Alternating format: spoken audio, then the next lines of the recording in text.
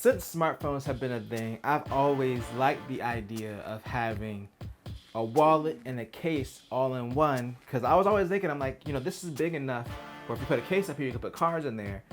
But one solution has just been to have the cards in the back of the case, which now that wireless charging is a thing, it blocks it, or to have the wraparound case, which I've always just found to be too big, the few that I've tried. But Apple hopes to solve this problem with this, the iPhone leather wallet.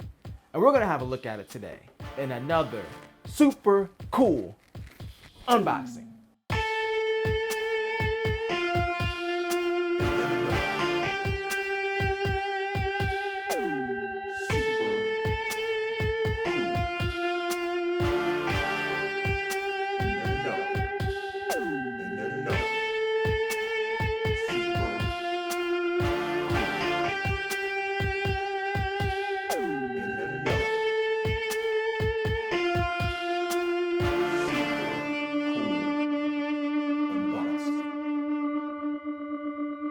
So I am here with the iPhone leather wallet, and yes, I have waited like over a month for this thing, because initially when I saw it, I knew I was gonna get it, but I thought that it was gonna be in the store eventually, like either the Apple Store or Best Buy or something.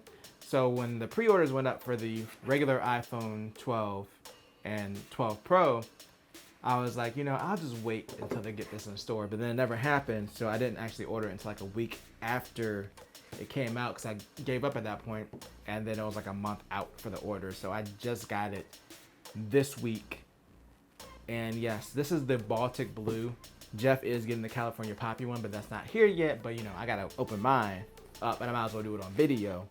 Now, before I hop into opening this, one thing I heard is that the magnet isn't that strong, and a good indicator, at least from my experience with the MagSafe accessories, is usually the magnet is strong, the box will usually stick to the case before even opening it, and it looks like there's like barely anything there, so it's probably not that strong of a magnet. I'm just gonna try both sides just in case.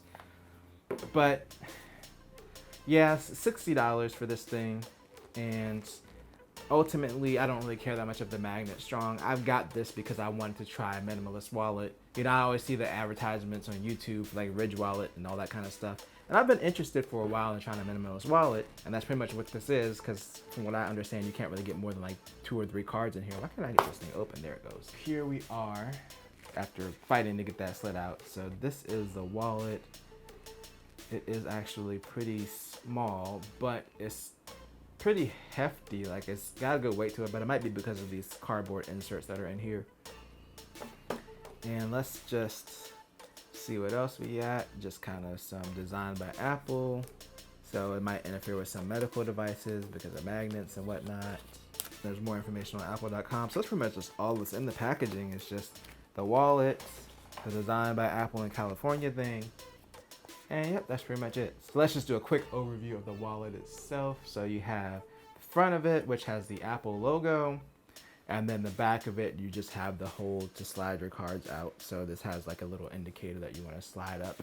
You stick your thumb back here to get the stuff out of it. And this is kind of like a placeholder thing for the cards. This is about the thickness of 2 cards. So it's kind of showing you what probably the maximum amount of cards you're gonna be able to get in here is.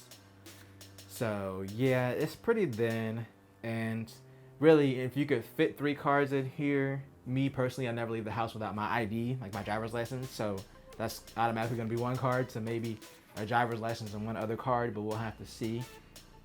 Now this is the part I'm scared of. Let's test the magnet. Oh, that wasn't too bad. I kind of threw it up there and it stuck to it. Once it's in place, at least with nothing in it, it's actually not bad. If you put this in like a pocket, it's probably not gonna withstand. I mean, these are pretty loose pants, but I mean, for me, like for my pocket with nothing in it, at least it works fine. There is a thing where there's definitely a sweet spot for this, and if you miss the sweet spot, the magnet is really not strong. So right now on the sweet spot, like, so let me just grab the whole thing. Like, I'm literally holding this by the wallet right now, and it's not coming off. I did watch some other videos while waiting for this, and everybody said the magnet wasn't that strong, but this seems pretty good. I mean, there was like a delay with getting this, so maybe they made some changes to it from when it first came out to strengthen the magnet. So let's see. And the other thing is it is a MagSafe accessory. So when you pop it on the phone, it does a little circle to show you that that you put the MagSafe wallet up there. So that's kind of cool. So for me, the way I'm probably going to use this, I'll probably still keep it in my back pocket while I'm out, but I just mainly want it so that way, if I come back home, I can take it out of my pocket and stick it in the back of my phone, and I won't lose it throughout the day like I usually do, because I usually leave it like in my pocket somewhere or on a table. So the magnet thing for me actually is going to be like an at-home use thing, but I could see this being usable if you want to stick it in your pocket with like your phone or whatever while you're out shopping. But before I run my mouth too much, let's get some more weight up here.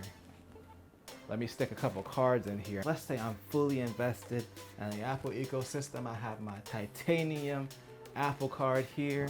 And then of course I have my driver's license, which I'm not gonna show on camera for obvious reasons. And I'm just gonna jam this in here with my titanium Apple card. And then boom. And then you pop them up like that. So let me get one more random card. I just have like a empty vanilla Visa gift card. And yeah, so you're gonna, even with the 3 in there, that's kind of iffy. I'll give them this. The Apple card is a thicker card. That's why I kind of picked it. But the issue that I ran into with the Apple card and the 2 other cards was it's just really difficult to get them to slide out. But I'm gonna put like my regular configuration, which is 2 bank cards, pretty normal size bank cards with the writing, that pokes out. And then my ID, because to me that's the minimum, like my 2 bank cards and my ID. If I don't have that, then I ain't going nowhere. It works. I feel like it's just really honestly going to be optimal for like 2 cards where you can easily slide them out. With 3 cards you can do it. It just doesn't work as well. And let me just, oops, I missed. All right, let me just, the throw test isn't working as well with the cards in here. Yeah, literally. You saw before I was able to throw these and it just stuck. So I am just with 1 fingernail holding this up by the wallet and it's not coming off. And I'm also just gonna do another test here. Boom, in and out. And let me just,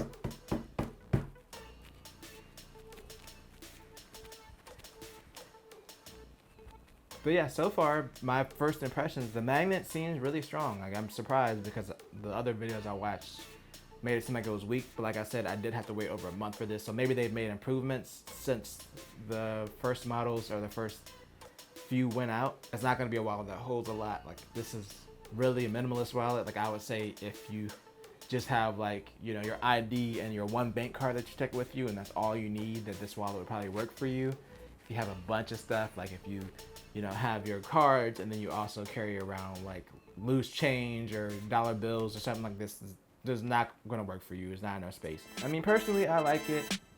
It's $60. Just know what you're getting into. This is really gonna be like a minimalist wallet. But if you enjoyed this video, make sure to tell a friend, tell a coworker, like, share, and subscribe, and always do at least 2 things at the same time. Peace.